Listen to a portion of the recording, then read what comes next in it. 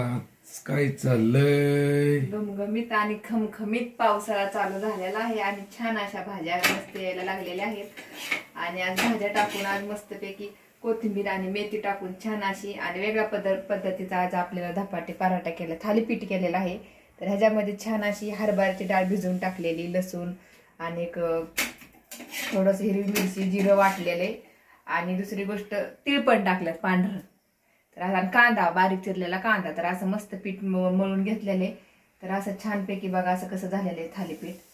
तर असेच गरमागरम थालीपीठ करून घेते मी आणि असे कापडावरती थापून घ्यायचं पाण्यात हात घेऊन, जसा उंडा येईल तसा, आणि असं टाकून घ्यायचं तव्यामध्ये। मग त्याला होलं पाडून कापडावरती थापून घ्यायचं।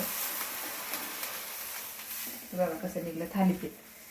तर असे छान छान थालीपीठ म्हणलं आता 2-3 दिवस झाले व्हिडिओ नाही, काय नाही, व्हिडिओच टाकला नाही।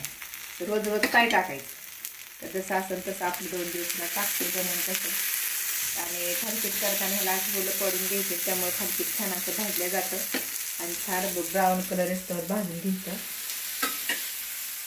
तर पीठ चांगलं असं घट्ट मळायचं। ह्याला थोडं वेळ भिजायला ठेवलं होतं, तर ही डाळ थोडीशी कोमट पाण्यात भिजत ठेवायची 1 तासभर, म्हणजे चांगलं थालीपीठ असं चविष्ट आणि बारीक चिरलेला कांदा मेन लागतो ह्याच्यामध्ये।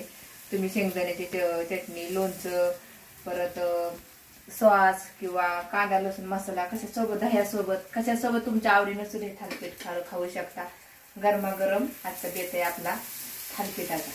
तर थोडंसं असं पचनलं झालं किंवा झाकण बी ठेवू शकता तुम्ही, थोडासा पाण्याचा शितोडा टाकू शकता, म्हणजे पटकन थालीपीठ या भाजलं जातं। तर कसं झाले बघा, पचले आता उलटून घ्यायचं।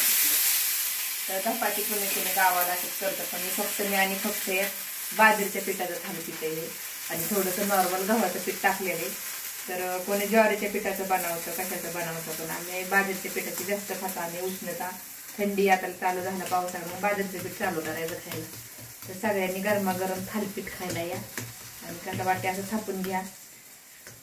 खूप वेळा रेसिपी टाकलेली, पण आज जरा हरभऱ्याच्या डाळ भिजून टाकले त्यामुळे वेगळं थालीपीठ आहे।